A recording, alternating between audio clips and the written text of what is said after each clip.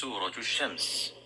بسم الله الرحمن الرحيم. والشمس وضحاها والقمر إذا تلاها والنهار إذا جلاها والليل إذا يغشاها والسماء وما بناها والأرض وما طحاها ونفس وما سواها فألهمها فجورها وتقواها قد أفلح من زكاها وقد خاب من دساها كذبت ثمود بطغواها إذ انبعث أشقاها فقال لهم رسول الله ناقة الله وسقياها